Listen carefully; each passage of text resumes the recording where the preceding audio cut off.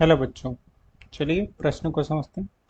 चित्र 1.34 में दर्शाए अनुसार 10 सेमी भुजा के किसी वर्ग के केंद्र से ठीक 5 सेमी ऊंचाई पर कोई धन 10 माइक्रोकूलाम आवेश रखा है। इस वर्ग से गुजरने वाले वैद्युत फ्लक्स का परिमाण क्या है? संकेत दे रखा है इसमें। वर्ग को 10 सेमी किनारे के किसी घन का एक फलक मानिए।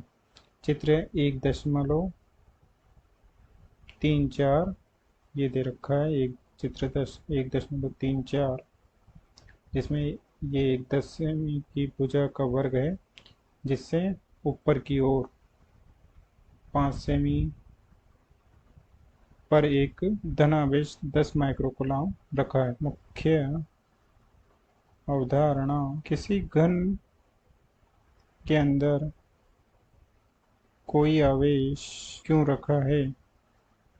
किसी बंद आकृति के अंदर रखे कुल आवेश के कारण बंद आकृति से निर्गत फ्लक्स का मान फाई बराबर कुल आवेश Q का 1/ε0 गुणा होता है, जहाँ ε0 बराबर निर्वात की विद्युतशीलता है, जिसका मान होता है 8.85 गुणा 10 की घात -12 कूलाम की घात 2 बटे न्यूटन मीटर की घात 2। अब चलिए प्रश्न को हल करते हैं।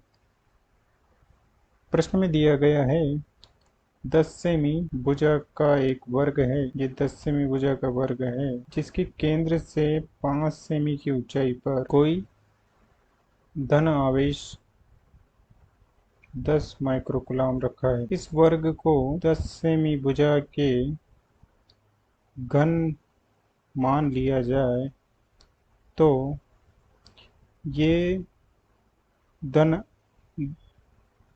आवेश इस बंद आकृति 10 सेमी भुजा के घन की बंद आकृति के अंदर स्थित होगा।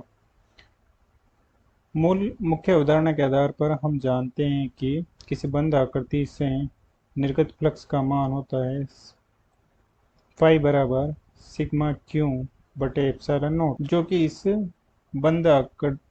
इस घन से निर्गत होगा। या 6 फलकों वाली इस बंद आकृति से निर्गत फ्लक्स का मान होगा फाई बराबर सिग्मा क्यू बटे एप्सिलॉन नॉट।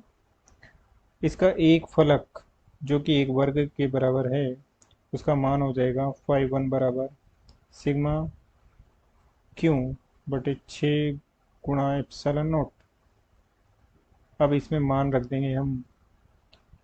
फाई 1 बराबर हो जाएगा, क्यू का मान दे रखा है 10 गुणा 10 की घात -6 कूलाम बटे 6 गुणा 8.85 गुणा 10 की घात -12 कूलाम की घात 2 न्यूटन मीटर की घात 2।